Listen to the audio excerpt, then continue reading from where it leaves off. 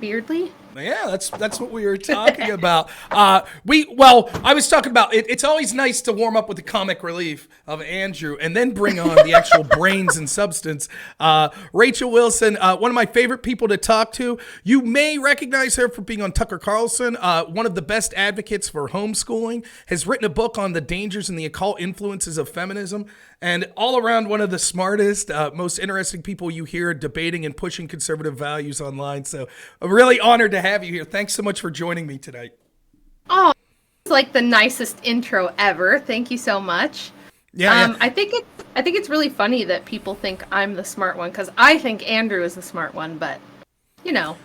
Well, if Andrew's the smart one, then maybe you should be boxing Beardly with one arm tied. You must.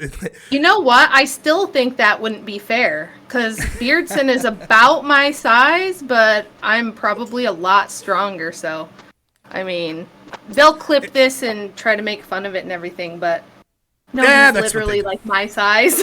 Yeah.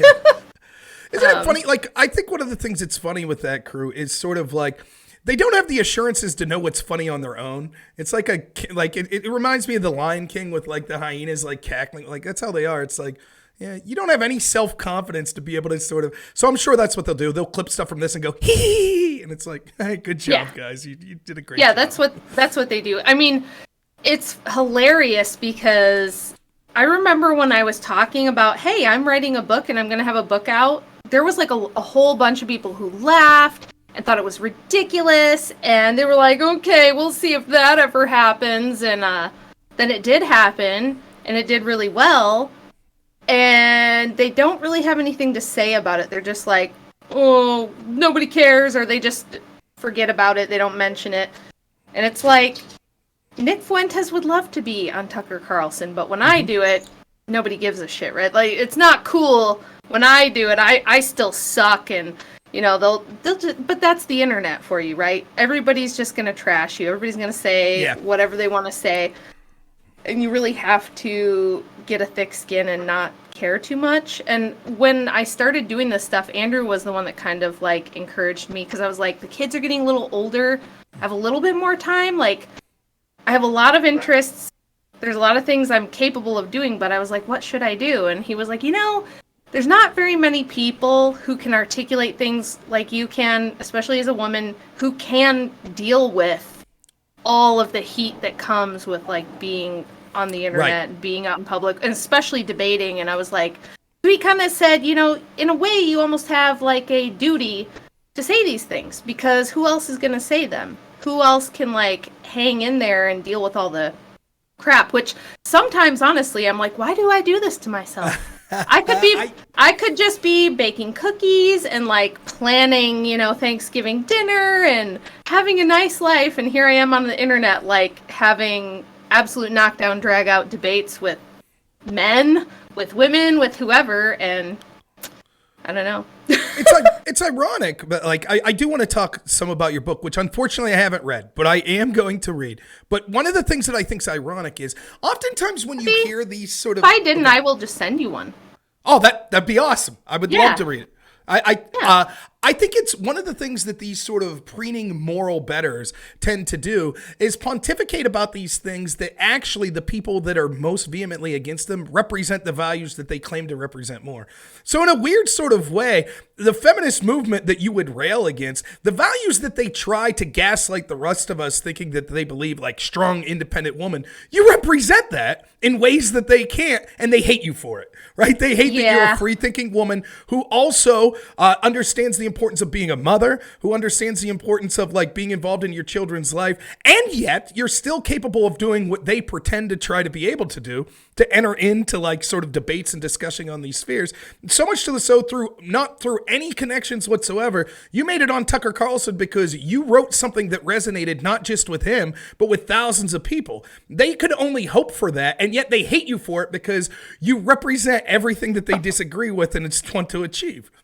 I know. I'm like walking irony or something. It's very, it's such a weird position to be in, because even people on the right, I have weird stalker women on the right wing who follow me around the internet, and they go, you're not trad. You lift weights and shoot guns, and you debate people and write books. That's not very traditionally feminine. You're full of shit. You're a liar. You're a phony, you know? And then the left wing goes, well, you're a phony because, you know, you didn't come up with any of these ideas. Clearly, Andrew indoctrinated you with all of these ideas and told you what to say and trained you how to do this. And it's so absurd, but I'm definitely a person that everybody's got their opinion of me, right, and everybody's got their take on who they think I am, and they're almost all wrong. So, I mean, there's nothing I can do to control people's opinions. By the way, I'm really white trashing it up with my, what is this, a Bud Light seltzer? But I hardly ever drink anymore at all. But I was like, well, Rob's doing a 24-hour stream, and Andy wanted beer. So I'm like, I'm going to get a tall can of something girly, you know, and stupid. The Pounder. I'll tell you what, those seltzers will knock you on your ass. Like, I don't drink much anymore either. And I was somewhere where it was like, I'll have 5 or 6 seltzers. I was more drunk off the seltzers than I would have been off 5 or 6 beers. I didn't read the alcohol content or anything, but they'll put you on your ass. They will. Yeah. I hope not. I hope it's not too bad, but I think I'll be fine. If you lean over, I'll be, Andrew, push her up. She's falling out of the chair. I think it's, you know, your book, right? Can you explain a little bit of like sort of your book and your criticism of feminism in it? And then like, what was your impetus that inspired you to write about that topic? Sure. So I'll start with what inspired me. Sorry, I have asthma. I'm always clearing my throat. What inspired me was I was raised by a radical Marxist feminist. That's what my mother describes herself as. She volunteered for Planned Parenthood. She worked phone banks for Obama. She's like radical left. And when I had my first child, I grew up like a tomboy. I didn't really think too hard about having a family or politics or anything like that. I was always kind of a smart kid, but I just didn't think about that stuff until I had my first daughter. And I listened to the bullshit lie that all of us women get told, well, all of us get told, which is like, marriage is like an outdated institution. It's not important. It's just a piece of paper. You don't really need it. You just live together and it's basically the same thing. And as long as you love each other, whatever platitudes we're all told, right? That the marriage isn't that important. And shockingly, living with a radical Marxist feminist really sucked, and it was really, really hard on me, and I just wanted to get the hell out of my house because it was an extremely unstable, unhealthy environment for me. And I had a boyfriend at the time who seemed like a great guy. Very good in school, all-star athlete, really responsible kid by all, you know, anything you could tell. So we moved in together after high school. Oops, I got pregnant when I was 20. And we had a baby. I was pretty happy because I was like, well, this is sooner than we planned, but isn't this like the point of this whole thing? It's just a little sooner than we thought, but that's okay. We're 20, we're on our own, we have jobs, you know, we can do this. He did not handle it very well. And he was not ready for that. And I was like trying to work and go to school and raise the baby and do all of it. And I remember driving my daughter to daycare only 2 weeks after she was born so I could go back to work because that's so important. You know, you have to go right back to work. And I was thinking, wait, I'm going to drive to the daycare, drop my daughter off with some person I'm paying, you know, what, $10 an hour or something, to take care of her all day while I go to a job I don't give a shit about.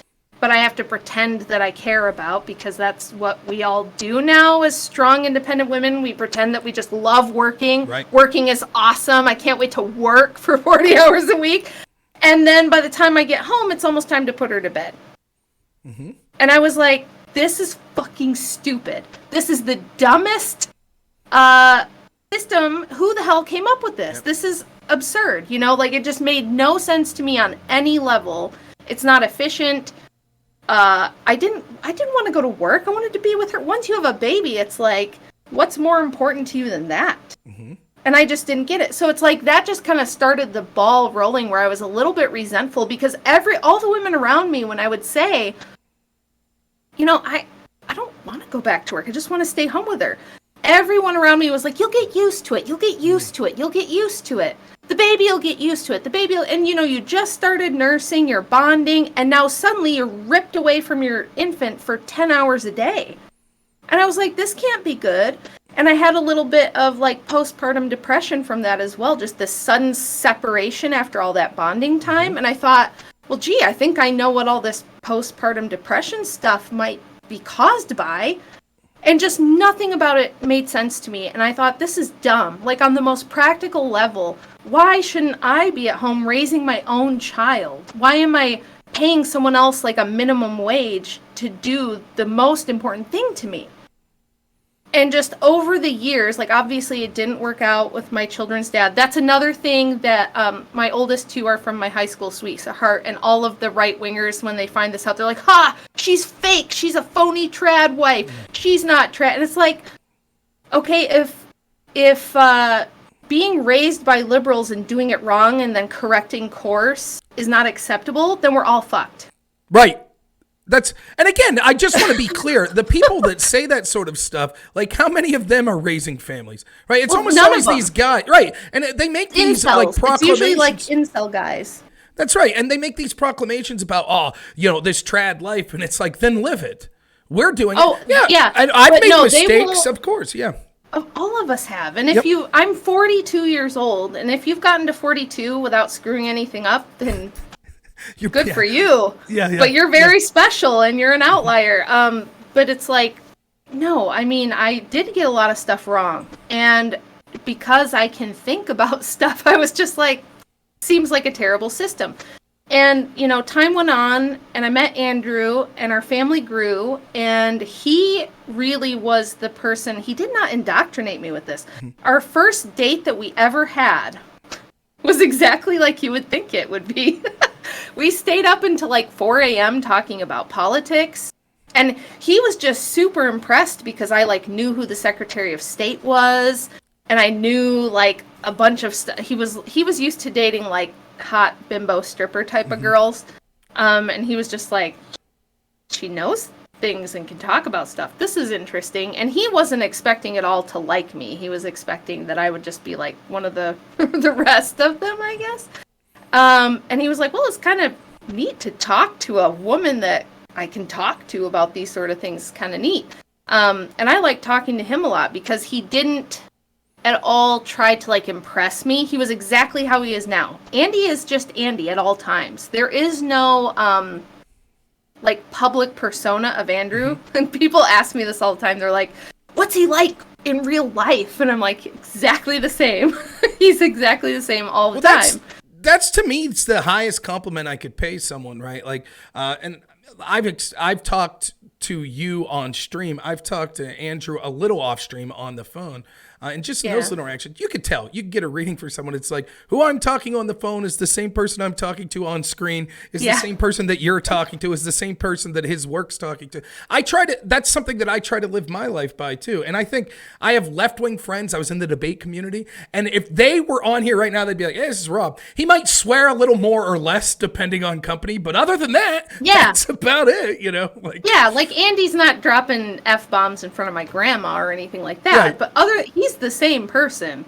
Let me ask you this. I know the audience is wondering. First date you went on, how many cigarettes did he chain smoke? Did we get like up to 3 packs? Was he just like... It was like 1 pack, Oh, okay. I'd say it's about the same. But, we would debate and argue and go back and forth all the time on things. Because at that time, we were both more like right-wing libertarians, I would say. Because we were like mid-20s when we met. And then as the years went by and our family grew, and we kind of helped each other work out our ideologies and our belief structures by always debating. We would stay up all the time till 3 a.m, arguing, debating. Sometimes, we're like, fuck you, you're stupid, whatever. But we never stay mad at each other very long. And we got to the same place that way by working out all these ideas and talking about our beliefs and going through a bunch of really hard shit together. really horrible, difficult things, some of the hardest things that people can go through, we've had to go through together, and we've stuck it out, and we've hung in there, and we've taken care of each other. So that's really like the real world experience that informs what we believe. So the reason I wanted to write the book is because I know that me, as a girl who was like smart in school, I always tested really high. They always put me in advanced classes and stuff. So there was this expectation that went without saying that I was going to go to college and have a career. Period. End of story. And when I started having babies and said, no, I want to stay home with them. I want to raise my kids. Maybe I'll do a career later or something. I don't know. But this is what I care about, and this is what I want to do. It wasn't just my left-wing mom. It was like the right-wing Christian conservative women around us on both sides of our families, our friends. Everybody was like, you can't do that. What a waste. You're wasting your talent. You're wasting, your brains. You're wasting. It was like everybody around us just thought it was this horrible waste that I would dedicate my life to raising our kids. And I was like, again, this is stupid and doesn't make any sense. Do you want only the low IQ meth heads raising kids? Yeah. Is that the only people who can be stay-at-home moms are people who can't get off the couch all day or something like that? Like, why wouldn't I? Nothing's gonna have more impact on the world than how I raise 5 Absolutely. kids. And Andrew had to stick up for me all the time, because there would be even people who would say to him, like, well, shouldn't she be working? Couldn't you guys afford this or afford that? If she was working, why doesn't she get a job? And, he'd have to say, well, first of all, have you ever tried to pay daycare for 5 kids? What kind of job do you think she can get that's just going to, make that worth it? And second of all, no, he didn't want some other random, minimum wage people raising his kids either. So we just kind of felt like it was us against the world a little bit. And I thought that, because I had to always be coming up with rebuttals to people when they would be like, you have to have a career, or it's such a waste of your talent, or we all thought that you would go off and do something great, but I guess you just decided to have kids. And I got so used to having to defend myself and come up with arguments, because that made me mad, and I wanted to make those people feel stupid. So I would look things up, and I would look at statistics, and I would look at data, and I'd be like, actually, here's the reason why your thinking is stupid and my thinking is smart. And I started to look into the history of how feminism got going and things like that. When I started writing the book, I thought it was going to be mostly about the funding. And there is a whole chapter in there about who funded the feminist movement, the suffrage movement, who started the gender studies departments and funded those, and who has been behind all the propaganda. I definitely cover that. But this weird thing happened where I found that all of the women's rights people going back to the Middle Ages were occultists. They were all into, witchcraft or occultism, or they were Crowleyans, or they were Theosophists or spiritualists, or they were spirit mediums or something like this. And I would run into the living room all the time and be like, Andy, you're never gonna believe what I found. And then I'd have to tell him about it. So he's had to hear all of it. But I realized that you can go back all the way to antiquity, and feminism is an ideology and a worldview that comes out of Satanism, witchcraft, occultism of all flavors. And so that's what the book ended up really being about, was even people you've heard of, like Susan B. Anthony or Elizabeth Cady Stanton or Gloria Steinem, deep occult ties. I can't think of a more timely, when did you write the book? When's the book finished? December of last year, so almost a year. 11 months ago. I can't think of a more timely time when, as this book's coming out within the year, Roe v. Wade gets overturned, right? And you want to talk about occultism and feminism. There's this sort of religious sacrament element to sort of the worship of abortion. And I could deal with people that want to make arguments on safe, legal, and rare, right? I might disagree with them, but I could deal with it. It's so beyond that. It's now the celebrate your abortion, and you can't when you start to think about it, it's Of course, this sort of occult, like sort of insane, sort of religious, dogmatic practice of it. And it really seems like such a timely book to understand how this becomes a single issue that they say that this is what it means to be a woman. You have to sacrifice children on this altar. Yeah, I mean, when the Roe v. Wade stuff got overturned, the very first legal action I'm aware of was the Church of Satan in Texas filing a lawsuit saying abortion is a religious sacrament of ours. Therefore, on those grounds, you have no right to tell us we can't do that. I was not surprised. I think everyone else was like really shocked that that happened. But my book opens with a picture of the first ever cover of the first ever issue of Ms. Magazine. And if you guys don't know about Ms. Magazine, it was started by Gloria Steinem and a CIA agent who gave her the money and backed her up to make this publication. She worked for the CIA straight out of college. She was funded by them, and then when that got discovered, when it kind of got discovered that the CIA was funding like the Congress for Cultural Freedom and they were doing all these things, they just rerouted the money through the Ford Foundation and continued to back her that way. And the very first cover is of the Hindu goddess Kali. And Kali is this blue-skinned Hindu goddess with 6 arms. And she's always portrayed with a necklace made of men's body parts and then a belt made of men's body parts. One is like men's heads and the other is like their arms. And in Hindu mythology, she's like a bloodthirsty killer of men. She likes men to be sacrificed to her to satiate her bloodlust. She eats men on the battlefield. She's like the perfect icon of feminism because she's this bloodthirsty hater of men. And they put her on the cover of the first Ms. Magazine, which came out in the 70s. And I thought, now if I was going to try to sell a magazine to housewives in the 70s, this is a very strange choice, isn't it? Isn't that a weird choice to put on your cover? But of course, if we look into it, you know, like Steinem's mother and grandmother were both theosophists, and theosophy was founded by Madame Blavatsky. It was impacted by Aleister Crowley. It has spiritism and, you know, witchcraft and Hinduism kind of all mixed into one esoteric thing where they kind of combine Western and Eastern esotericism together. And that's kind of like the ethos she comes from. And then they recruited her out of college. Smith College, which is the first women's university, is where the CIA recruited all these women out of.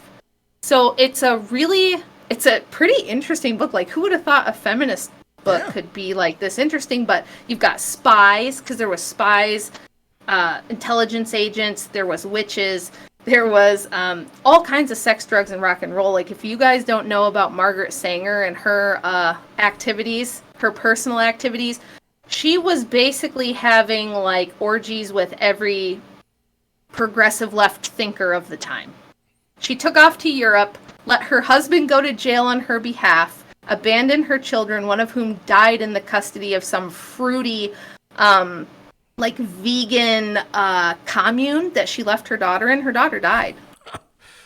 And she took off to Europe and was just having menage a trois with all of the prominent leftists of the time, some really like famous authors and things like that. She was off, live, love, laughing, eat, pray, loving, whatever it is that these same shit that we see today, where it's like liberal white woman has to go find herself and be free and have fun, right? I have to have fun. What about me?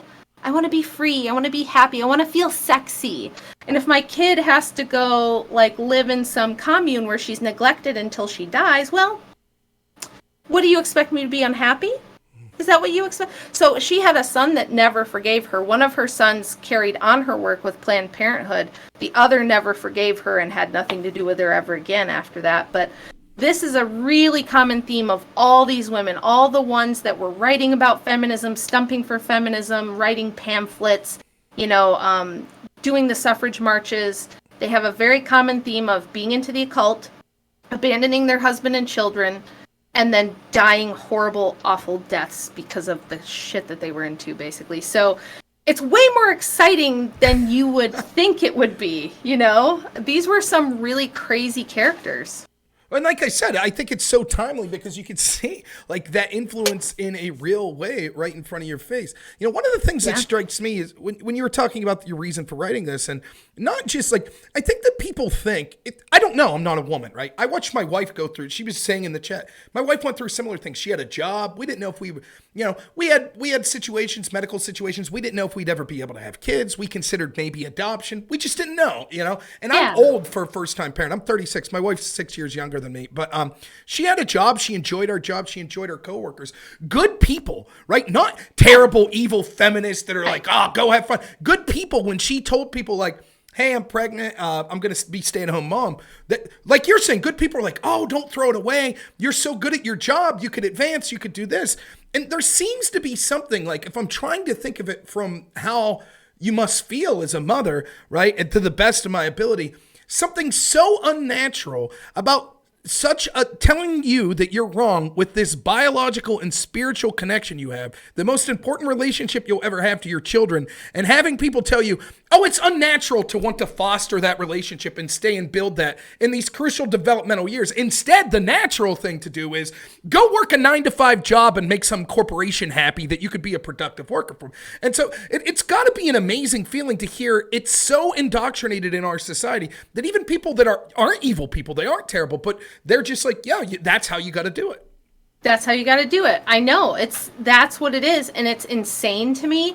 And since I have started talking about this, since I've put the book out, which, by the way, the book, like, I really thought maybe the only person who would ever read it is me and my dad. I didn't know. Because, you guys, I'm just going to be honest. I didn't have anybody edit this. I didn't have anyone proofread it. I did everything myself, researched it, wrote it myself, and just put it out there. Self-published it on Amazon. Didn't think it was really going to be anything. And it's actually done super well. Like, it's sold way more than I would have ever hoped that it would. And I've gotten emails and DMs and letters in the mail just constantly in the last year from women, from young women, saying, all I needed to hear was that it's okay for me to want this. All I needed to hear was it's okay to just want to be a mom. And that doesn't make me a loser. It doesn't make me stupid. It doesn't make me foolish. I'm not setting myself up to be like left alone with a husband who leaves me for someone younger and I have no financial security. It's like, we absolutely scare the shit out of moms. We scare the shit out of them. We tell them, you can't trust men. They're just going to leave you. They're going to abandon you, and then you won't have money of your own. And then what are you going to do? And nobody will help you because we tried to warn you, and you put your trust in a man, and everybody knows that's stupid. Smart girls don't do that. Smart girls don't put their trust in their husband. They always have their own money and their own career, and they go out and get their own stuff. You know, they make their own money, girl. And it's like, no wonder, like, we wonder why the birth rate is down. We wonder why people barely get married anymore. And if they do, they get divorced. And it's like, what else would we expect when it's beat into our heads from the time we're little? I was born in 1980. So I'm older than probably a lot of the people watching. But I grew up with, like, She-Ra and, you know, like, all the Wonder Woman and all the woman empowerment stuff, and, like, you know, Shania Twain and Madonna and, like, all of these strong independent women. And then it was Beyonce. Once I hit like 20, she was everywhere. And it's just like, people don't even understand that they're like a fish swimming in water. They don't even know that they've grown up in a sea of propaganda. Feminist propaganda is the default reality now, and there's a good reason for that. The reason is the Rockefeller Foundation funded the creation, along with the Ford Foundation. It was about half and half. They funded the creation of women's studies and gender studies programs. And these were created on purpose as a propaganda tool to tell everybody that this had to be the new normal. This has to be the new way that we do things. And they flooded movies. So in the 70s, you'll see movies like The Stepford Wives, a lot of movies about how divorce is cute and funny and fashionable and perfectly fine and doesn't actually hurt kids. There was a number of them that came out in the 70s. And TV shows, right? You started to see the emergence of TV shows with a lot of this mixed family, divorced family propaganda, or like, mom is the smart, competent one that holds everything together, and dad is a dingbat who can't be trusted to do anything. That's all there is now. You've got like Everybody Loves Raymond, The Simpsons, Family Guy, American Dad. Like every sitcom is a bumbling, stupid, incompetent guy with a smart, capable, practical woman who holds everything together. Right? And it's this subtle propaganda to make everybody think men can't be trusted. They're not responsible. They're not going to take care of you and a baby. And you're stupid if you're willing to stay home with your kids because, well, what if he leaves? Then what are you going to do? Now think about this for a minute. Do we do that to career women? So let's say I was I was a hairstylist for a long time because it was something I could do part-time around the kids here and there. Let's just say and I was very good at it. I was a really, really good colorist. Probably could have been like one of those top-level people that make 6 figures a year if that's what I wanted. Nobody tried to scare the shit out of me and go, well, what happens if you get arthritis? What if you lose a couple fingers? What if you hurt your neck and you can't stand up anymore? Then what are you going to do, huh? And then you're going to feel stupid because you didn't plan ahead and you weren't being independent and responsible. We don't scare the shit out of career women. We don't tell them, hey, you could get laid off. Your company could get dissolved. Your position could be eliminated. We don't tell them that. Right. And now we have a situation where women actually hold the majority of college debt in the nation. I think it's about 65% of college debt now is held by women. The average woman has like 35 grand in college debt when she graduates. Now think about that. What a huge deterrent to having a family. You got to pay all that debt back. You can't just quit your job and stay home. What are you going to do about your giant student debt payment? Yeah, and right? I just want to let you know, you're already selling books in the chat. So you've sold a lot of people that are watching. So I think that's awesome.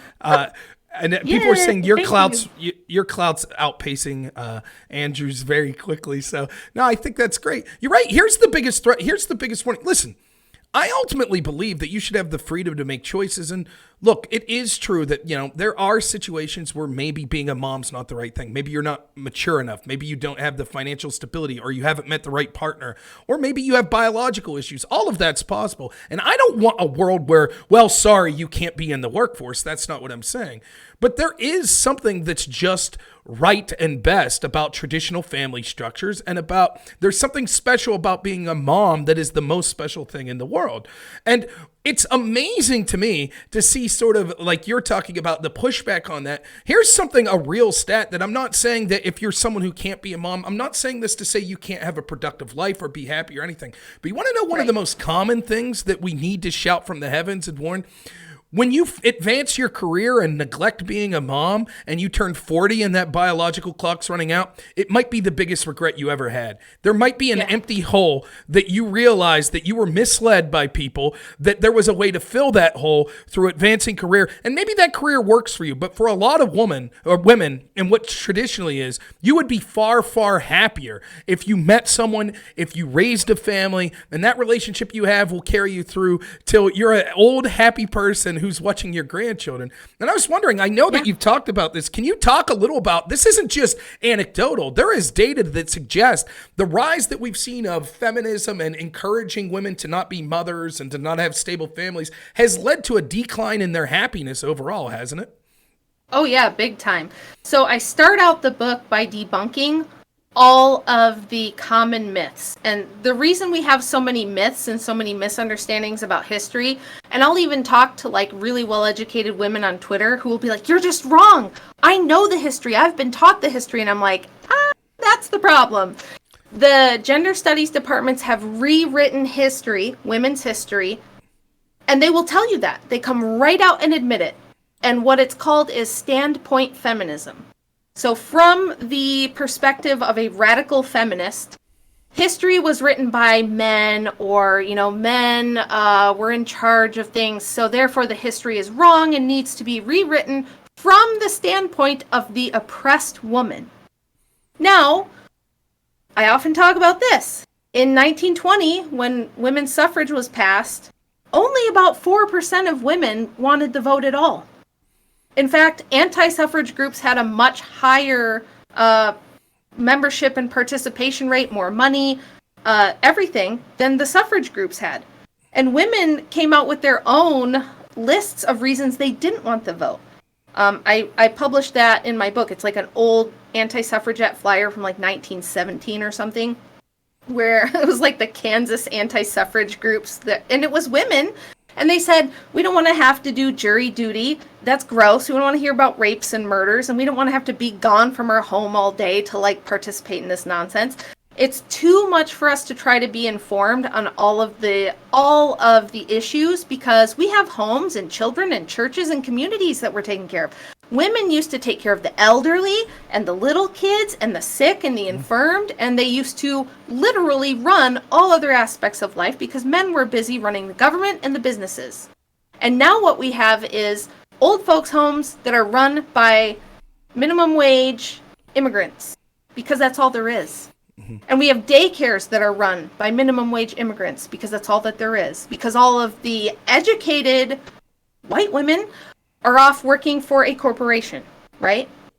So this is what women used to do. That's something that's severely lacking in society now and creating a lot of the social problems we have. But back to what I was talking about, most women didn't want the vote. Most women did not feel oppressed. They didn't feel abused. They felt like they had a fine station in life. And if anything, they felt kind of like they were treated better than men. They didn't have to go off and fight and die in wars. They got to, do the things they wanted. And the feminists, this is why you guys should buy my book. Donate money to me. Not because I'm smart or any of this, but because I've had to read all their stupid, horrible writing, okay? You don't know how many hours of awful feminist literature I have read for you so that you don't have to do it. And the common complaint through all of the 19th century was the feminists were angry because they were like, we just can't get the women on board. We can't get the women on board. They would rather plan parties and go shopping for dresses and play with babies and exchange recipes and, organize the church picnic. They're perfectly happy doing all of these things, and they don't seem interested in political activism or intellectualism. They don't want to learn about the issues and study the candidates. They just don't seem interested. And the feminists were super upset about this. They couldn't understand why women didn't want it. And so they came up with the idea that we have to fill literature, movies, books at the time, romance novels. We have to fill those things with feminist propaganda in order to get to the women, because they're never going to read our political tracts that we're trying to distribute everywhere. They don't give a shit about it, right? So, yeah, it's like they basically scammed everybody, and nobody knows this because the gender studies departments just tell you, what if you go do a man on the street and ask what people thought life was like for women before suffrage, if you just gave somebody a mic, they would say, it was really terrible. They were oppressed. They were basically slaves. Women were chained to the stove in the kitchen and forced to give birth until they died in childbirth. And they couldn't own anything and they couldn't do anything. It's all lies. So the first chapter or two is me debunking all of that and going, no, lots of women could own property. Women owned businesses all over the place. It was really only once you got married in most societies that you were considered one legal entity with your husband, which I don't think is a problem. I don't think that's a problem now. And women always had some jobs. There were always school marms. There were always ladies that ran orphanages. There were lots of ladies that had bars or taverns, other types of businesses, bookkeeping. There's always been a small percentage of women who don't feel called to motherhood. And they would either go into monastic life, or like I said, they'd be they'd own orphanages or schools or things like that. Or they would write. Some of the feminists from the 15, 16, 1700s were traveling the world, earning a living through their writing, hanging out with male intellectuals of the time. So this idea that we were so oppressed and couldn't do anything is wrong. It's just wrong. It's just that the vast majority of women throughout history did feel called to family life, and it suited them best, and they were perfectly happy doing it. And it's only gender studies professors who want to convince you that it was The Handmaid's Tale. That's not true. I remember, I don't know if you've ever heard of this lady. I used to watch videos of her. Her name was Karen Strawn, and she was a woman who was pushing back against feminism very intelligent woman. I remember listening to her one time talk about, like, there's this myth that, before women's suffrage and for sort of the modern era that, men were just beating women senseless and everybody was just smirking about it. And one of the stories she tells that I thought was amazing, I'd never heard of this, was actually, if you were in a relationship where a woman physically beat a man, not only did no one feel bad about it, you would be shamed and ostracized as a man. They would basically drum you out of town, right? And there's all sorts of like stories that would occur back in the day where, yes, there was more of a... This is beyond men, women, by the way. For good and bad, I think a lot of this is for good, but there's certainly bad portions of it. People used to keep their home situation private, right? If you had a disease that you were diagnosed with, you didn't run to the town square and shout, "My goodness, I have cancer!" Right? I'm a victim. Like you kept, and sometimes to a fault. Sometimes people didn't get help when they should, and I think it was a product of that you did see things like domestic violence. But oftentimes, when domestic violence was known, the community would come together and put a stop to it, right? It wasn't just this free fall that we're led to believe. It's far more complicated than that. Oh yeah, and when you mentioned earlier about statistics and stuff, we have not seen, this is why I'm undefeated in debating this subject, because I will present a bunch of statistics about divorce rates, because 70% of women initiate all divorces among college-educated women. That number goes up to 90%. So men out there, marrying a college-educated woman is not like the best gamble you can make. I'm not saying there aren't some great college-educated women out there. I'm sure there are. My wife dropped out, so I picked. All I do, my whole life is just me qualifying everything. So you're saying you hate all women? No, I don't hate all. No. And yes, there's always outliers, and yes, there's always exceptions, but we're talking in generalities. And it's like, I talk about divorce rates, I talk about single motherhood rates, the poverty level of single motherhood, the adverse childhood event score of children who are raised in single parent homes, the rate of child abuse going up exponentially when the biological dad is not in the home and another man is introduced. It can be the same. It's still higher with stepmoms too, but it's like when you take the biological parent out of the picture and introduce someone new, the rate of child abuse goes through the roof. Mm-hmm. The chances of that abuse becoming deadly to the child goes way up as well. Mm-hmm. Things like addiction, mental illness, way through the roof. There's one landmark study that was done in 2012 where they surveyed Children's Psychiatric Hospital, one of the bigger ones in the country. 88% of the kids who were on that ward came from a broken home. Mm-hmm. From a home with an altered family structure where both biological parents were no longer there. 88%. Mm-hmm. That's a lot. It's like, even in all of I don't even put a lot of stock in psychology and psychiatry. I'm writing a big thing on that right now because of all of the corruption that's involved there.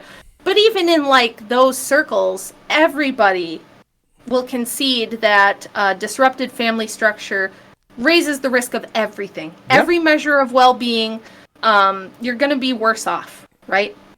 But, we have no-fault divorce. Who gave us that? Ronald Reagan. Mm-hmm. And it's like, it's not like the conservatives have been perfect on these issues. Right. The Democrats tend to be much worse, but the conservatives haven't been correct on it either. And it's like, we have dissolved the family unit. We've destroyed the institution of marriage. And the reason I do this, number one, is it is for moms. I do want moms to feel like, hey, it's okay to just be a mom. Just be a mom. You're not a loser. You're not stupid. There's nothing wrong with you wanting to do that. But my heart is really with the kids. Right. I was raised with divorced parents. I had my mother marry somebody who was a registered sex offender. And everybody said that my mother's happiness was the most important thing. Mm-hmm. And that we just had to deal with it. My dad couldn't do anything about it. Luckily, CPS ended up like removing us. But all that aside, it's like, this is the stuff that kids have to deal with. I had a perfectly stable home with a great dad. My mom just wanted to like feel free and sexy and have someone she could control. And so me and my sister's lives got absolutely destroyed. And this happens all the time. And people go, what about deadbeat dads? What about that? Yes. Those exist too. Right. I've had that experience as well. But statistically, women are the ones who end the marriage way more often than not. Yep. It's usually men will usually kind of hang in there and deal with stuff to a large extent. And the reason for that is because men are used to the world isn't going to cater to them. It's not always going to be what they want. Men have to produce value in order to be valued. You don't just get value for being a young man. Right. You have to produce something of value. You have to prove yourself. Young women are used to everything kind of coming to them, everybody kind of catering to them. And so the minute they're unhappy, something's got to change because they have to be happy. And there's another horrifically frightening statistic that as a woman, if one of your friends or relatives gets divorced, your likelihood of getting divorced goes up 75%. Wow. That's incredible. I'd never heard that.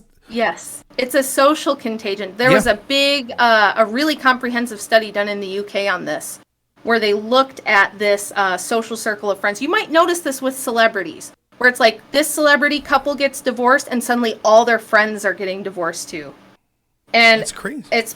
It's because women talk to each other, and it's like, oh, well, he wasn't paying attention to me. I didn't feel appreciated, and I just really felt like I wasn't important and his career was important, or something else that he was into was more important than me. And, why should I have to put up with that? He should put me above everything. And, this is the way women are. Women feel like everything should be optimal at all times.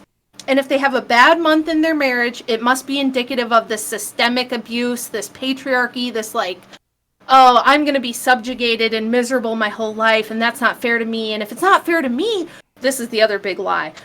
Well, my kids will suffer if I'm unhappy. So really, it's better for the kids if I kick their dad out of the house and move in my boyfriend, because if I'm happy, my kids will be happy. Yeah. That's not how that works. No, your kids don't want their dad kicked out because you're unhappy. Okay, you can have a bad year in your marriage where maybe you're not seeing eye to eye. Maybe the chemistry isn't optimal. Maybe things aren't perfect. But you know what? You suck it up and you work it out. You go to your church, you talk to your priest, you get some, whatever it is. I'm not like a huge fan of counseling, but that's better than nothing. Right. Really, you are a mother. These are your children's dad.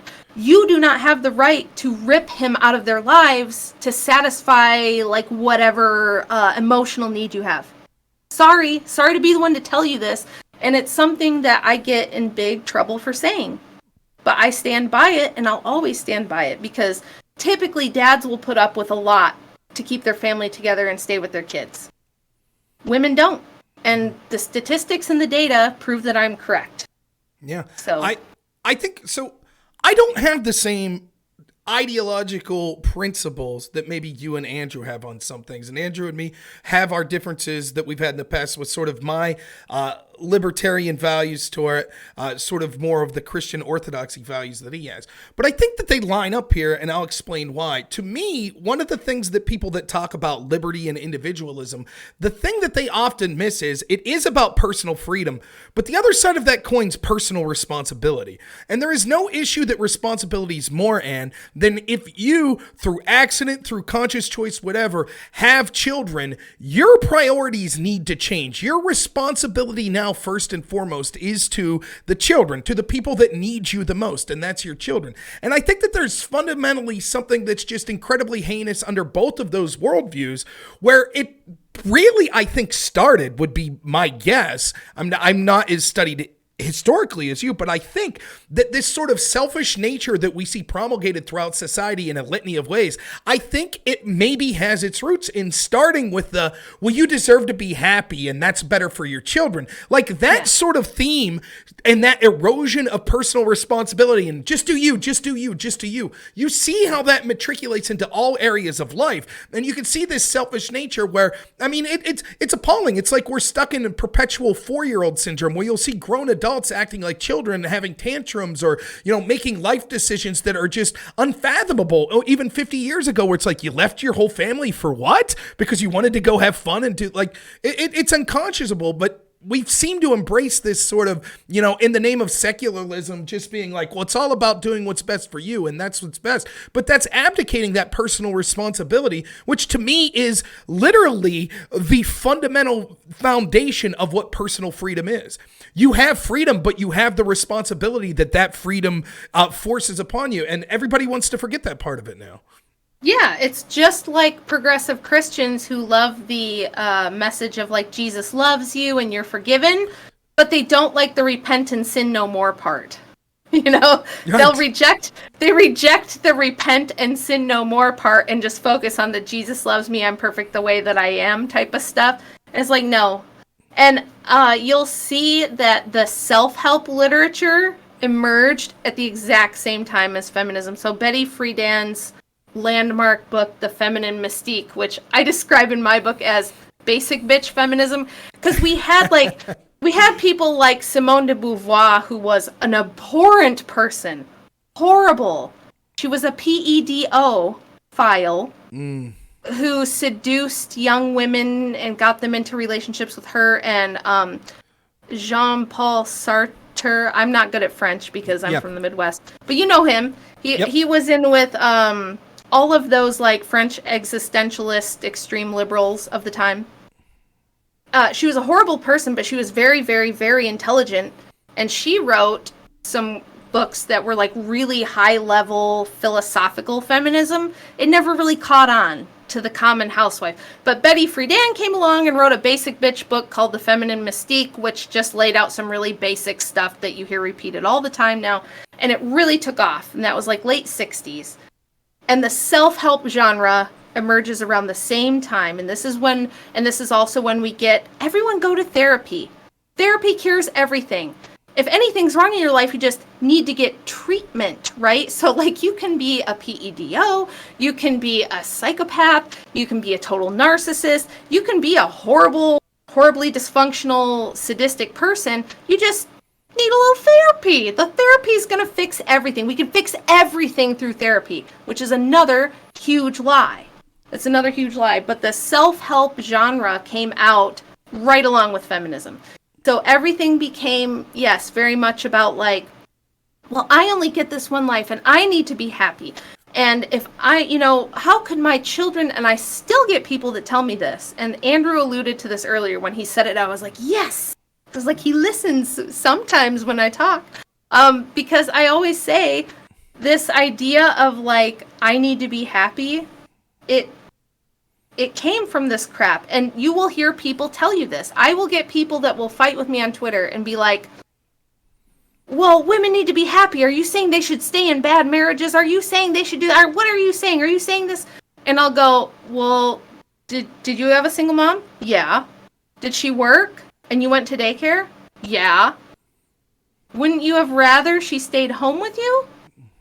Well, no, because I want her to be happy and she should be fulfilled and it was fine." And it's like you can tell they're lying and they've been programmed to protect mom.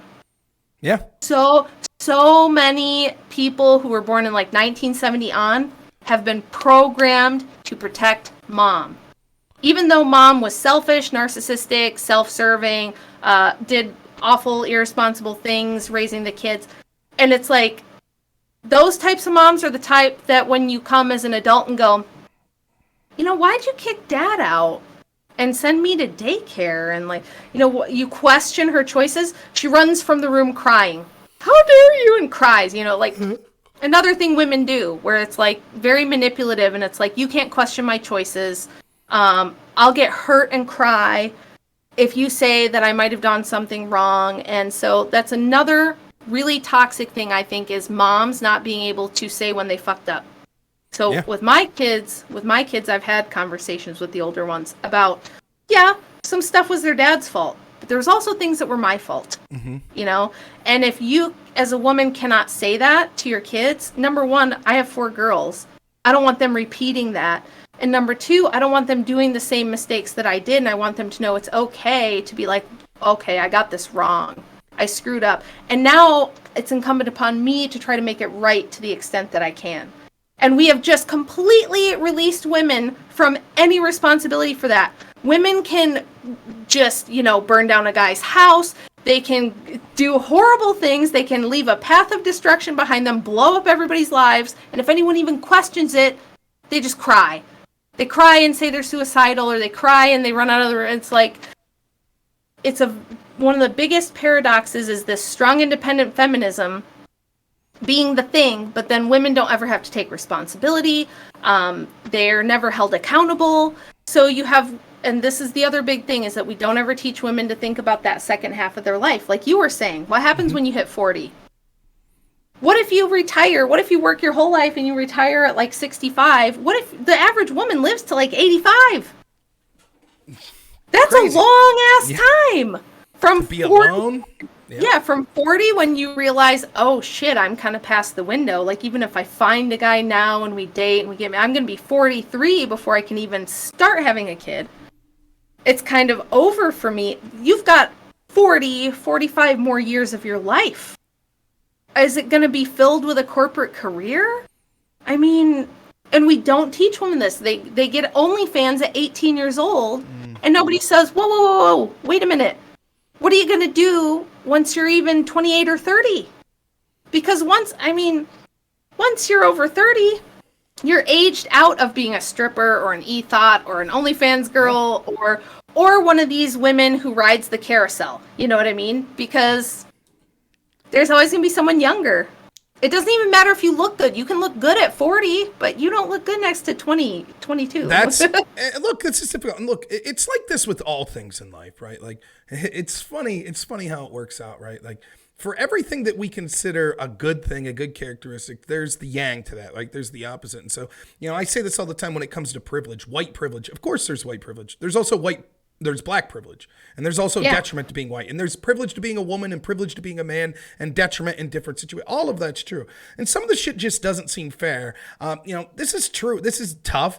And again, there's always outliers, but in general, this is fundamentally true. A lot of women are considered attractive based on their appearance, and men are considered attractive more based on earning potential, personality. You could be a schlub-looking guy, but be real funny or have a real good career, and you could get mates that are considered very attractive, that are women. And I used to bartend a little, and in a little podunk town, this is like OnlyFans before OnlyFans, right, is how I would explain to it. So there were these ladies, they're hot commodities. They go out to the bar, they're getting all their drinks paid for, hooking up with a guy here and there, right? And then you see them when you're 45.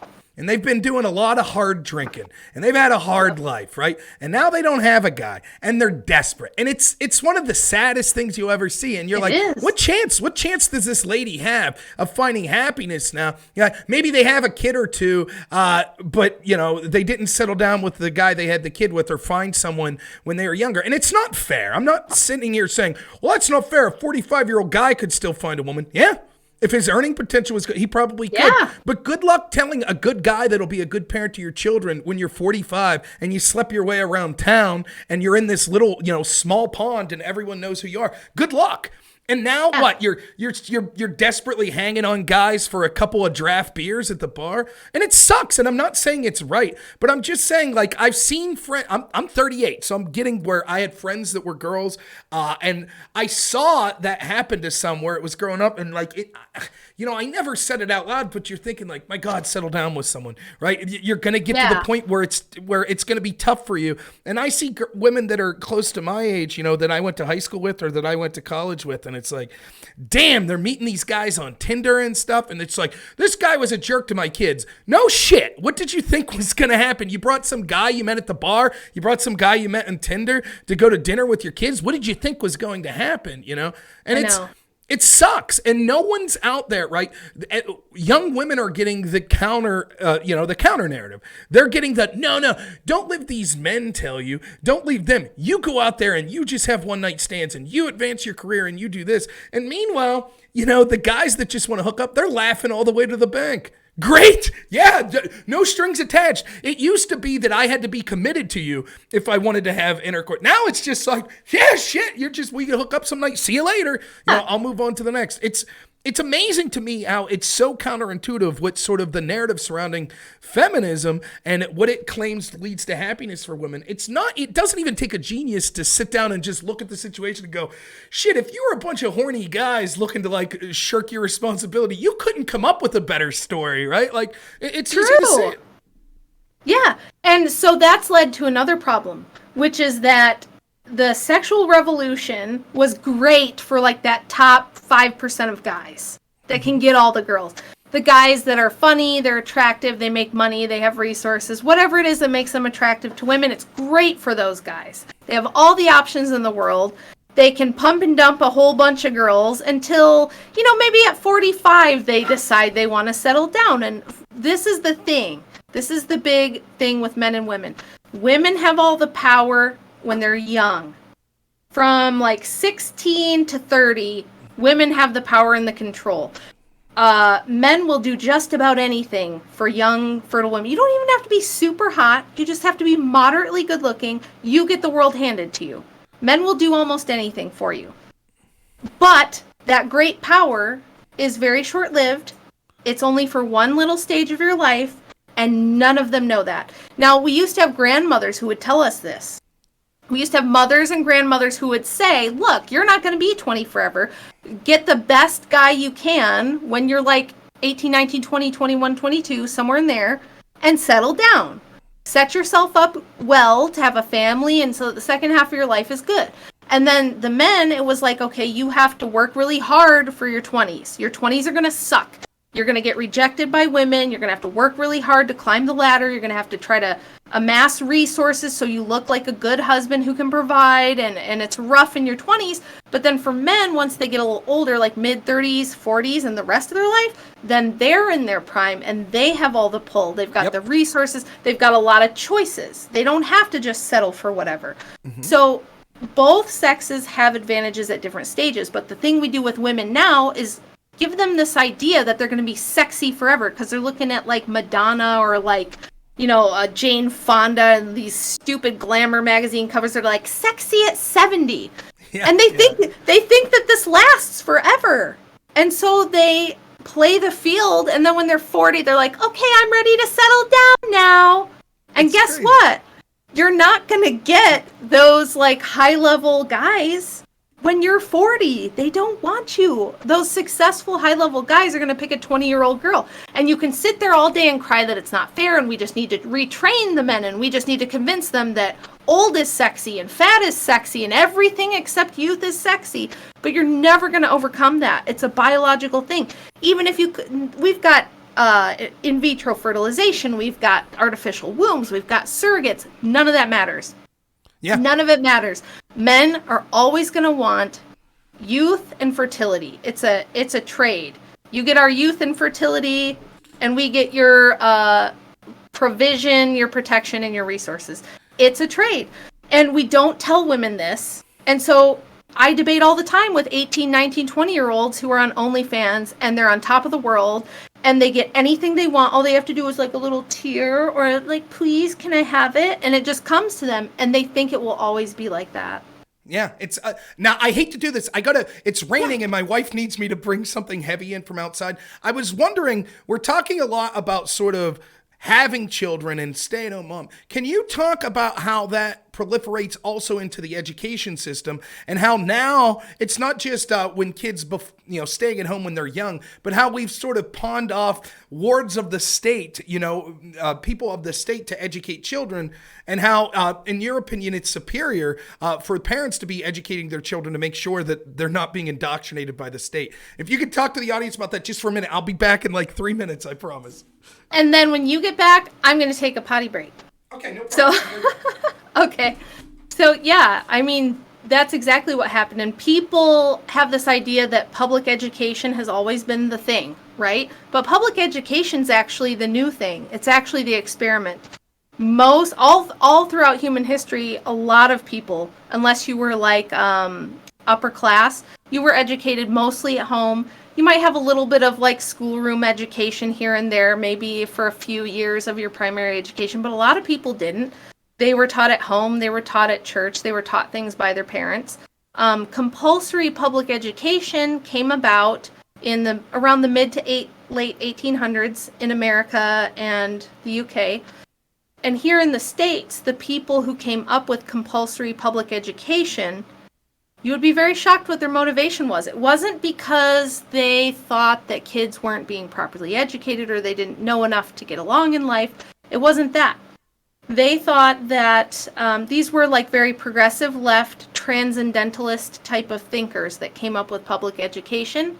And they believed that if we got all the kids from a young age into public school and we could teach them together, we could get them all to think the same, to agree on everything, that we could have a cohesive worldview that would bring about world peace. These were religious social reformers. There were a lot of like Unitarians, Quakers, things like that. And they wanted world peace. They wanted, even at this time, a global government. They thought that we need to get all the kids together and teach them together. And if we just do this, then people won't disagree. There won't be like a right-left dialectic. There won't be all this opposition and this tension, right? We can kind of eliminate that by indoctrinating everybody with the same worldview and teaching everybody the same thing. And you see this still to this day in public education, where the educators, they're not so much worried about if your kids know reading, writing, and arithmetic. They want your kids to get a certain social message, a certain political message, a certain worldview baked in that we can all agree on. Because if we all agree that we need to be nice, that we need to listen to the authorities, you know, things of this nature, if we can all get everyone to agree, we'll have some kind of hippy-dippy world peace stuff. None of these things are new. This stuff is old. So that was the original idea behind public education was, we'll indoctrinate all the kids with the same ideology, the same worldview, the same political opinions, and then we will bring about world peace through public education. So it was never about reading, writing, and arithmetic. It was always about an ideological indoctrination. So I'm going to run and pee while you relay your thoughts. Yeah. I was going to say, I'm just going to take the next 9 hours off. Rachel will take care of the stream. No, that's awesome where you have a guest that's interesting enough you can trust that. What had happened was I have a washer dryer machine outside and it wasn't supposed to rain and it started raining. And so my wife was like, come drag this in. But my wife drug it in because she don't need no man to do her shit, you know? Isn't it interesting though? Like Casimir's on here. It's funny the degrees that we have here. So I would be more libertarian than Rachel and Andrew, and Casimir would be more libertarian than me. But I'll bet without even asking Casimir or asking someone like Fabian Liberty, we agree on these principles and the idea of freedom and like sort of wanting to stop sort of the government indoctrination of people and controlling these institutions. The idea of freedom also comes with the idea of personal responsibility. It's one of the things I like about the good libertarians that I have listened to is that their feeling is right that comes from this impetus of like, we will be the judges of ourselves and we will be the ones that exercise this responsibility ourselves. We don't need an outside institution enforcing that responsibility on us. It is sort of a shared goals, different methods thing. I agree. But it's interesting, like, look at that versus the big government people. It's almost always the opposite. If there's a fundamental difference between a lot of lefties and people like us that you see, I think one of those fundamental differences is that we are concerned about the actions we ourselves take and holding ourselves to some standard, whether that's a standard of Christianity or it's a standard of ethics that we've outlined for ourselves, or it's a standard of non-aggression principle and things like that. But we all believe in the importance of us exercising our own responsibility. When you see these big lefties, I was just sort of talking about different versions of the right and characteristics we share. You know, the idea of responsibility or having this code of ethics to live up to or our actions mattering, that seems to be near universal for most good right-wingers or conservatives. what we see with the left is there's always this abdication of responsibility to the state or to some other power. And it sounds promising, much like it sounds promising to a child to say, don't worry, I'll clean up your toys. The bargain sounds good for the child, but the devil's in the details, because then you're a perpetual child. You're perpetually relying on someone to make these decisions for you. And at the end of the day, I think that Andrew talks about the idea of Faustian bargains a lot. I think that that is the Faustian bargain that feminism offers, right? Where it's like, we'll give you these cheap thrills now, right? You get these things you want. It's fun to go party. It's fun to go hook up. It's fun to not have this responsibility. But what are you left with at the end of the day? When it comes to schooling, I feel it's the same way. It's so easy, even in a non-nefarious way. It's easy to say, of course I'll send my kid to school. I'll send them to public school. That's just what you do. And then I have other kids to raise. I have a job that I need to take care of, et cetera, et cetera. And you don't realize what you're sacrificing. You don't realize that maybe the exact type of people that you wouldn't be interacting with your children are the very ones drawn to it. And I think that's when we see a lot of the numbers are staggering of abuse that comes from teachers, of physical abuse, sexual abuse, emotional abuse that you see teachers direct towards children. And that's not even to speak of indoctrination or just straight up incompetence and not caring. It's amazing. I think that I always tended to believe, that teachers mean well. They're like your parents. They mean well. They're doing good. Yeah, you might have a bad one here and there. But I think that that's something that's an antiquated view. I think that some of the worst people get involved in that field exactly because they realize that there's a chance to exploit children. And I think that's something people need to be conscious of. Oh, yeah. All you got to do now is follow the Libs of TikTok account. And, yes, people who have a chip on their shoulder and want to, this is a propaganda war. Mm-hmm. We're in a giant propaganda war. And the people who want to push the most extreme leftist ideologies are all drawn to education, whether it's college or K through 12. You see, and they'll tell themselves it's this altruistic thing, and maybe from their worldview, from their value structure it is, where it's like who's that guy? Jeffrey Marsh. Do you know who Jeffrey Marsh is? Mm-mm. The trans guy? Okay, I guess he's not trans. I don't know what he calls himself. He's a fruity guy who wears a lot of makeup, but still kind of looks like a boy, but he'll wear dresses, and he talks like this. And he always is this the one that was at the White House? No, that was, but that's same group. Okay. That was Dylan somebody or other. That's right. But no, Jeffrey Marsh and him are friends. They're like part of the same circle. And he does so many videos where he's like, did your parents tell you that it was wrong if you like to wear dresses, but you're a boy? Did your parents tell you that, he pushes very heavily this idea that no, it's the public educators who you can trust. Your parents are the bad people who are going to indoctrinate you with this worldview that if you were born with a penis, you're a boy. But you don't have to be a boy. And sometimes he says horrible things. He'll be like, sometimes you have to admit that your parents were wrong and that they abused you. They abused you when they told you that you couldn't decide to be a girl. Sometimes we're boys, sometimes we're girls. My friend Mike Harlow does this fantastic impression of him. But no, this is like really what they believe. They think the parents are the scary ones. And Andrew and I get comments like this all the time. I keep a little folder on my phone of my hate mail where I have women that will DM me and be like, I know your kids are going to ghost you the minute they turn 18. They're going to hate you. They'll never forgive you. I feel sorry for your children being raised by you and educated by some idiot like you. Like the most horrible things. I hope your husband leaves you. I hope you get divorced. I hope your kids never talk to you again once they're adults. Things like that. And I know that these are like really broken, messed up people that have reasons for thinking the way they do about the world. And we all know there's bad parents. Yes, there are bad parents. We know this.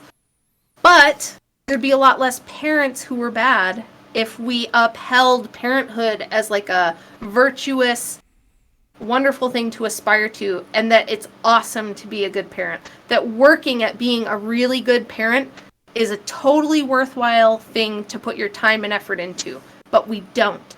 And there's ideological reasons for that, but there's also international corporations that wanted double the tax money, that wanted double the workforce. It lowered the wages. We doubled the workforce, I believe, between like 1968 and like 1989 or something. It was like 2 decades because we pushed all the women into the workforce en masse.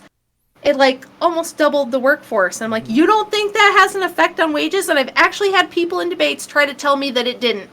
Right. It didn't have any effect. There's no effect. I'm like, really? Because any other time you leftists are talking about economics, that's not what you say. But in this case, there was some special exception where pushing all the moms and all the women into the workforce had no effect on wages. And so now I get people that go, well, it's really nice for you that you're privileged enough to stay home with your kids. First of all, you don't know everything that Andrew and I have sacrificed. That man worked 70 hours a week for over a decade. Yep. So that I could stay home. And we went without things. He and I wore Goodwill we still wear Goodwill clothes, for Pete's sake. Like, we sacrificed a ton. But then, here's the other kicker, is in the next breath, when I dispel that argument, they'll go, well, I want to work. And we fought for the right to work. And women deserve to have careers. And it's awesome to have your own money in your own career. I'm like, okay, is it a privilege to stay home and you're only working because you have no choice? Or is it that you want to work and you fought for the right to work because it's so awesome? Because it can't be both. You have to pick one. And they want to have it be both. So it's like, if you do think it's a privilege that I stay home with my kids, if more women did what I did, men's wages would necessarily go up. And we might have a shot at men being able to support families again. Right. Why do you think that in 1965 a janitor could support a family of 5 or 6? But now that's not even possible. Why do you think that is? Could it have something to do with the fact that we pushed all the women into the workforce? Maybe. It's very interesting. There's a lot to like unpack, like with things. I was talking to my wife about this the other day. When you see technological advances in society, you expect there, all things being equal, to an increase of a standard of living. For example, what it took to feed your family in the 1920s, the man hours that it took working, was far more than the man hours. You know, I live in rural America. There's a lot of, just not a lot, there's decreasing every year, but small farms, family-owned farms here. It used to be that you had to have 8, 9 kids to run that farm. And now with, you know, even local farmers here have, you know, technology, tractors, you know, computer technology, where far less of them could run the farm. So you have to ask yourself, how can it be that we've basically doubled the size of the effective workforce, right? But that makes sense why wages have sort of declined vis-a-vis like inflation. So what it takes to be middle class at this point. But also there's this other question of, has the productivity of workers actually increased or decreased? Because I feel like a 40-hour work week today isn't the same as a 40-hour work week in our grandparents' generation, right? Like, you know, I'll admit, like, I work a ton of hours. I do home health care. It's a little different. But, you know, a lot of people that, like, work on a farm, you'll hear the old timers be like, when I worked 40 hours on a farm, it was 40 hours on a farm. You know, now it's like, you know, 10 hours of checking your phone and, you know, dicking around, talking to your friend and things like that. And so it's interesting because I think that it's funny that these people, these leftists that will tell you, distrust the money, distrust the corporation, systemic racism, systemic bigotry towards women, systemic bigotry towards immigrants. And yet on every single one of these situations, they agree wholeheartedly with those same corporations. Well, those corporations really wanted women in the workforce, but it didn't lower wages. It didn't benefit them and harm workers. Well, they really want the illegal immigrants, but it doesn't harm the workers. It doesn't. And these are just fundamentally untrue statements. Yes, if you the laws of economics exist. The law of supply and demand exist. If you double, the amount of available lower, you've effectively cut the value of labor in half. And what have you done? You've made women miserable. But now, because that system has been set up, the women you're talking to are right. A lot of times it is seen as a privilege to be able to stay home because our society has trended in such a way that, yes, many people cannot survive. Many families can't survive on one income. And that's a shame that feminism is partly responsible for. Yeah, it is. And the chapter in my book that goes over funding, who do you think it was that provided all the funding? Well, the single biggest figure in passing women's suffrage was a lovely lady named Ava Vanderbilt Belmont. She was something else for the time. We're talking like mid to late 1800s that she lived. I think she just missed suffrage. I think she died like a year before they passed it. But they always say without her, it would have never happened because she, so this is what she did. She came from a somewhat wealthy family, but she married up. She married a Vanderbilt. She was one of the first women in high society in the Gilded Age to get a divorce. It was very uncommon at the time, but she got the equivalent of like $2 or $3 million out of that divorce, a couple of properties, Gilded Age mansions with the marble and the gold and all that kind of thing. Then she married her ex-husband's buddy, Mr. Belmont, who was another super ultra wealthy family. He was a banker who was trained by the Rothschilds in Europe. And that one didn't work out either. She divorced him as well, and got half of his stuff. And she was one of the wealthiest women in the world at the time. And she decided for the second half of her life, she wasn't going to mess around with men anymore. She was just going to fund women's movements. So she bought the headquarters for the suffrage parties and funded all their stuff and bought a newspaper and did all these different things, just funded the whole damn thing.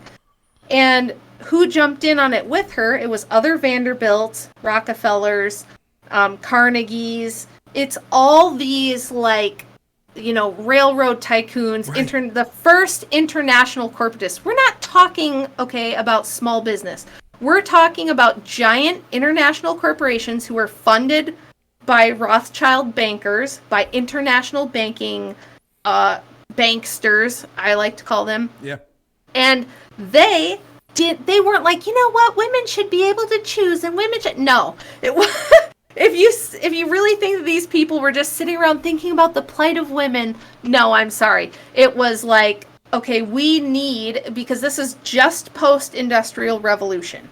We wanted women factory workers. We want the women to come to work in the factories and bring their kids with them. And then the kids can work in the factories, like these 10 and 12-year-old kids can work in the factories. Because they cared about the kids so much, right? That's what it was. Yes. Yeah. And so then we can tax them all. So the tax base expanded radically. 1913, everybody knows what happened there. We got the Federal Reserve. We got the income tax. So if you think that all these things were pushed just for purely altruistic reasons, because women just looked around one day and they went, you know what? Staying at home with my family sucks. I want to work for a corporation and have my own money. No, it wasn't about that at all. The people who funded it and the people who pushed it, it was totally self-interested. And there was an even bigger agenda than just the money. Everybody thinks it's just money, and it is. But there's a bigger agenda than that, which is... my second book right now I'm working on is about Bolsheviks and Soviet communists and their brand of feminism. They had feminism going on at the exact same time we did. They had somebody named Alexandra Kollontai who was arguably worse than any of our feminists. She was really horrible. She was a free love advocate.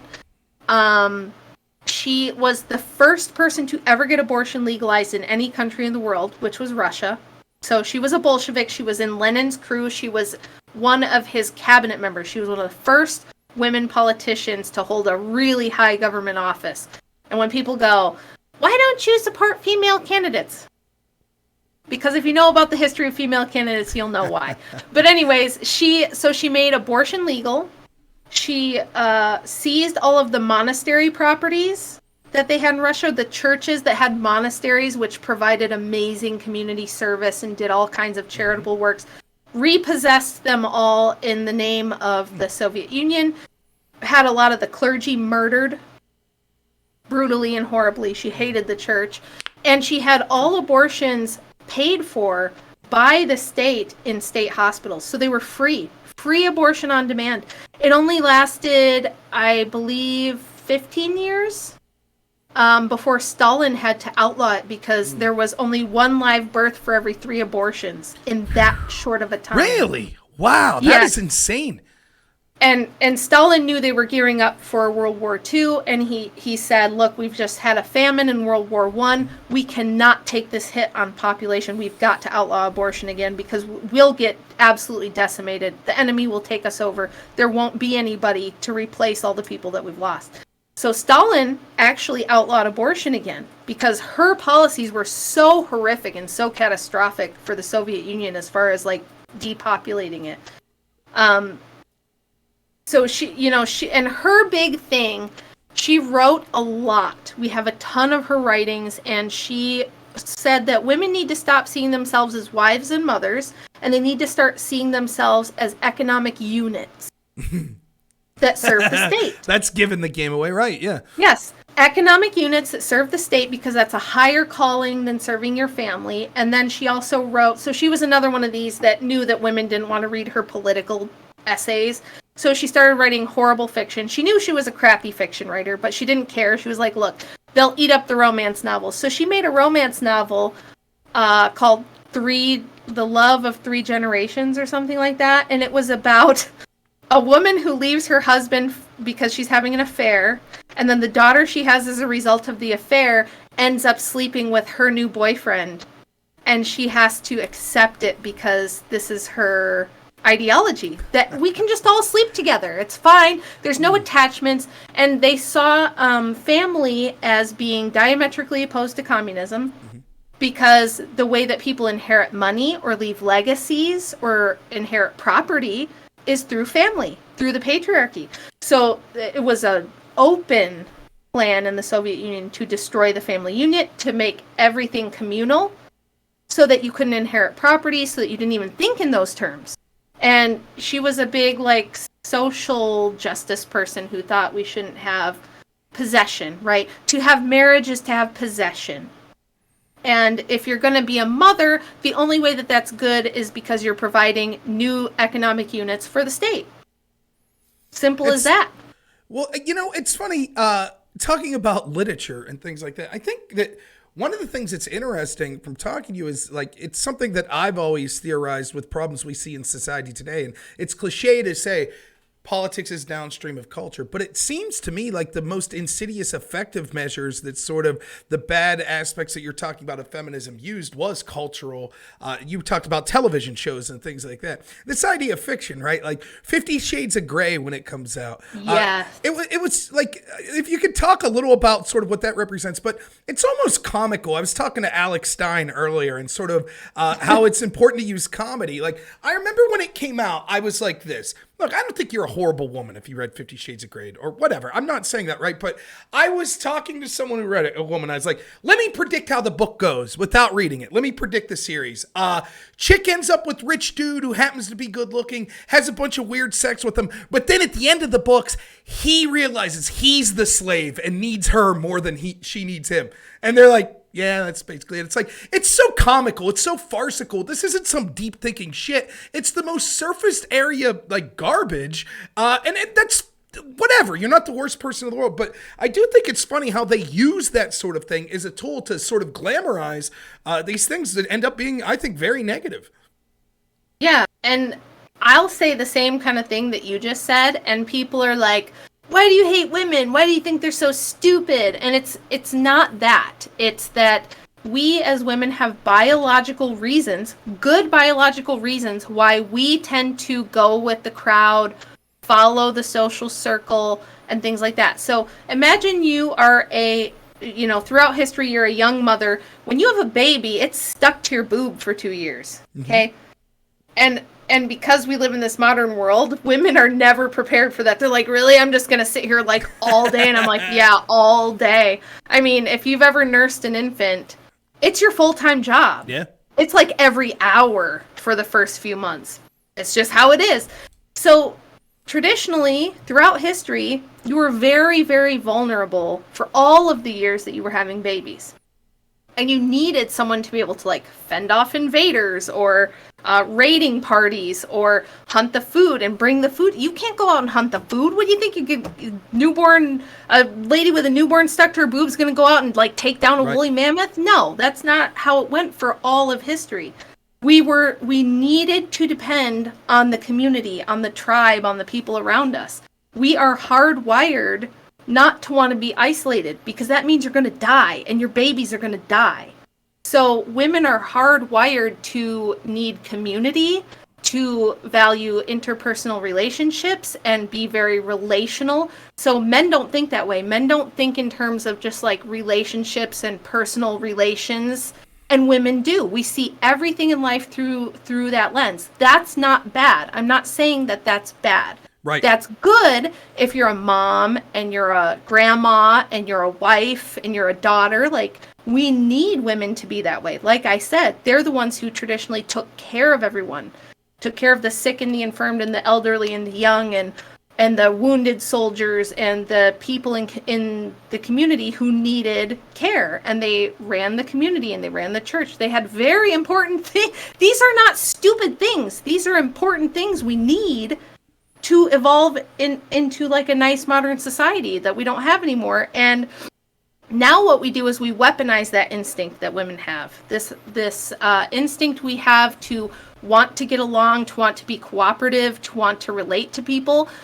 And so we put all this propaganda in movies and TV and music videos and music, and we beat the women over the head with this idea that if you ain't a boss bitch, you ain't shit. Mm-hmm. If you ain't a boss bitch, girl, you ain't shit. You gotta get your own money. You gotta pay your own bills. But at the same time, then you'll get a lot of like, songs about how I'm gonna ride the dick so he'll buy me a new car type of stuff. So it's like, it's both, right? It's empowerment. It's like, I'm gonna be a hoe. I'm gonna be slutty. I'm gonna use my WAP to get cars, to get money, to get status, whatever. But then at the same time, I'm an independent bad bitch that don't need nobody and I can do my own thing. We send women all these crazy signals and these crazy messages that don't line up with like reality for most of us. It might be fine if you're Beyonce or Cardi B. I guess you could probably get by with all that. You could interview Biden, singing about, WAP and stuff. Isn't that great? Exactly. You know what's funny? I got to mention this. It's funny. As soon as you started talking about being a badass bitch on YouTube, one of the porn bots showed up in my chat there. So great timing, porn bot. They follow me. I swear they do. It's not the first time that's happened, so I'm not surprised. So I'll get you out of here on this. I just thought of something while I was listening to you here in the last speech. There is this hilarious irony that I would like to get your take on. So if I had to summarize the group that I think Andrew, and I think he would admit this, has pointed out that he was warning early and often about, was sort of this transel culture and a lot of things, the worst things that are going on in the trans community. Yeah. And then if I think of you, I think of talking about the dangers of feminism. Isn't there this sort of irony that those are the two groups that you focused on and they're vehemently at each other's throats with sort of the feminist group that's, being labeled TERFs that are saying like, oh, women and it's this special thing and you got empowerment and blah, blah, blah. And then the trans community like, we agree and we're women. And the feminist community being like, no. You can't, isn't there's like a funny irony that those are the two groups that you guys have focused so much on, and they're eating each other. Do you ever just sit back and laugh your ass off at it? All the time. And this is also a thing that's not new. So if you go back to like the 1800s, you had the like Victoria Woodhull, who was the first person who ever ran for president as a woman, with Frederick Douglass, who was a notorious womanizer who had like multiple girlfriends while he was married. And these people are always told in history as like these perfect heroes, right? Like Frederick Douglass and Susan B. Anthony and Elizabeth Cady Stanton. They were horrible. Like he had 2 white women he was off having an affair with, while his black wife had to take care of all the kids and all this shit, right? He was a notorious, like, shyster, really. But the Victoria Woodhull, who ran for president with him unofficially, she was a big free love advocate. So was this other lady in Russia I was telling you about. So there was, like, the sex-positive feminists, even back then in the 17 and 1800s, who were like, yeah, we should use sex as empowerment. We should make prostitution legal, and we should make brothels legal, and we should promote this sort of stuff because it's women's empowerment. And then you had, like, the temperance movement feminists who were super against that. And they were like, no, we don't want prostitution because it's exploitative of women. We don't want alcoholism because then men get drunk and beat women. And so you've always had these two sides of feminism and fighting with each other. And it's because it's an incoherent ideology. It's a totally incoherent ideology. There's no, it's not a coincidence that it came to prominence after the technological, like the first industrial revolution.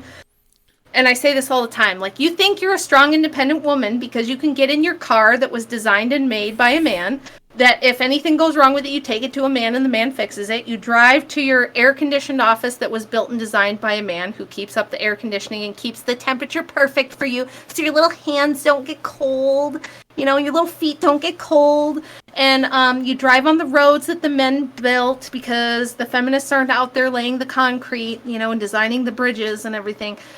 And then you go to your office and your IT guy takes care of your computer and all of your technology at work. And you can do all this strong, independent woman bullshit because men have built you and maintained for you this lovely, technologically advanced world where you have a washing machine and a dishwasher and all these things, right? It wasn't like that before. There's a reason why in the 1400s, women weren't going, we want to do what the men do. We want to do man stuff. Because man stuff was hard as shit. And it was brutal. And it was difficult. And nobody wanted to be out laying stonemason. They didn't want to be a stonemason laying stones or, you know, hauling heavy-ass shit. Or farming. Or chopping down trees. But you still see this. And I always tell the feminists, I will take you seriously as soon as you are demanding that 50% of women are working on oil rigs, picking up trash, working in sewage treatment plants, climbing cell phone towers. Once you are demanding equality in these dangerous, scary, dirty, no fun jobs, that's when I'll take you seriously. But until that day comes, I will continue to wreck you every chance I get because you're full of shit and your ideology is incoherent and it's damaging to all of us. And it's funny, too, because, you know, I know the instant pushback, like, oh, she just hates herself so much. She's talking about how great men are. All those men she just talked about, you want to know why they were able to do what they did? Because women were raising them, and mothers mattered, and they were educating their children, and they were raising their children when they were most vulnerable. So it's like they intentionally want to drive a wedge in between, you know, the sexes, the races, and all this stuff. The real truth of human history, the story of men and women, has been one of cooperation and struggle. Life was hard and brutal, and the idea that they want to make it like it was the handmaiden's tale, women, and it's not like that. Like, there are things to celebrate about both men and women. And those differences matter and are important, but it's also a constant struggle together. And so it's not just glorifying men to say men achieved that and that, you know, the women that are feminists today are on the shoulders of that. But it's also glorifying women saying they made it possible for the men to achieve that. And, you know. Yeah. Women were the inspiration. Why do you think men built all this awesome stuff in this great modern world? Because they were trying to impress women. They were trying to make life better for their wives, for their moms, for their daughters. This is another thing that Andrew and I both talk about all the time. If you want to believe the feminist version of history, that men just beat the shit out of women and enslaved them and subjugated them and chained them up at home for all of history until 1920, you would have to believe that all men throughout history didn't love or care about their wives, their moms, their daughters, their sisters. Does that make sense to you? I mean, does that pass the sniff test that just men didn't give a shit about it? And it's like, no, that's not really true. So it's all bullshit. And a lot of what I try to do is just like correct all the mythology and point out the crazy inconsistencies and the incoherency And this is the kind of thing that drives everyone insane. It's like, no wonder we can't make modern life work, because we're operating off of this ridiculous, false ideology and this mythology of what life is for women and men, and like what the patriarchy is. I always try to take back that word too. The patriarchy doesn't mean men subjugating women. The patriarchy means you have patriarchs, and patriarchs, they take care of everything. They have a massive amount of responsibility. The buck stops with them. Men give up their lives to protect their homes, their country, their family. Men are expected to sacrifice and lay down their lives for the people around them. That's what a patriarchy is. It's not this oppressive structure that says that you can't have a career. And to think that way, like, to me, it's, if you think I'm the person infantilizing women or hating myself, it's like, no, I think that's you. Because you're the one that thinks that, you know, the world just can't be run unless you're in charge of it, right? You have to be in charge. The men are all so stupid. And it's like, none of this makes any sense. It's the most incoherent shit ever, and it drives me insane. And I would just like a better world for all of us to live in, where, you know, I also like romance. I like marriage. I like when we used to have dances and nice times together. And now we have like this hookup culture, meat market, nightclub shit where it's like girls are trying to pretend that they want to be like used and thrown away. I want to sleep with 10 guys in a month, and it's like, just, you don't have to do any of that. It's stupid. It's not necessary. You don't have to pretend that you like getting pumped and dumped and all that stuff. It's like, we just need to put an end to all this madness. So I'm trying my best, you guys. Sometimes I feel like I'm screaming into the void. But then, like I said, I do get all of these letters from women saying, thank you so much.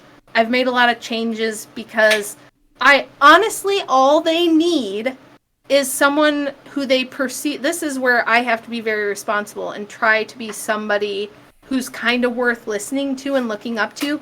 Because if women look at me and they go, okay, she's raised 5 kids, she has a good marriage, she did somehow write this book, and she can still, you know, beat a lot of people in debates, and she seems really smart, and like she can talk about things.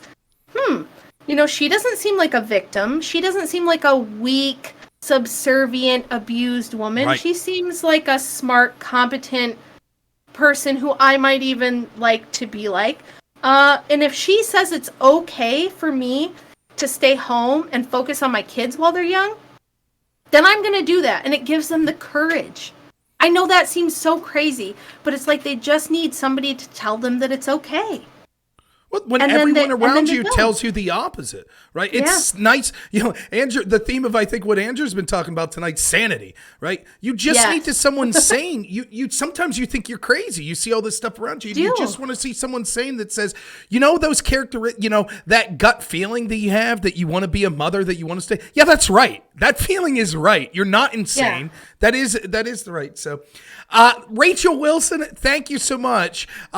We'll get you out of here. I think it's been awesome that I got to spend about 4 hours with the Wilson family tonight. It's always a blast. Your book is Occult Feminism, The Secret History of Women's Liberation. You can find it on Amazon. You can find Rachel on Tucker Carlson. Hopefully you'll be back on again soon. One of my absolute favorite people to talk to. I'll always be thankful. Immediately after your interview with Tucker Carlson, you let me have the first interview, and I was honored to do so. So thank you so much for coming on again tonight.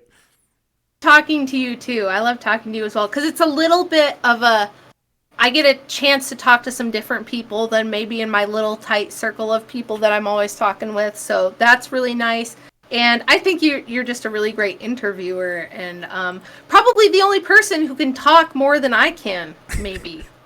So Andrew that's always good for me too. Imagine, like, when people go, I'm sorry for your kids, I'm always like, well, maybe, but not for the reasons you think. Maybe just because we're always talking. Like, my oldest one, she's grown up and moved out now, but she'll come home and she'll be like, oh my gosh, I forgot how much you guys talk. Yeah. My wife says that when she goes to my parents' house. She's like, oh, I see where it comes from. So yeah. So thank you so much for having me on. It was a great pleasure, and love to come back anytime. And good job with your 24-hour stream. You are a you. tougher person than I am. Well, thank you. I really appreciate it. We'll talk soon. Thank you again. Alrighty. Thanks, Rob. Bye.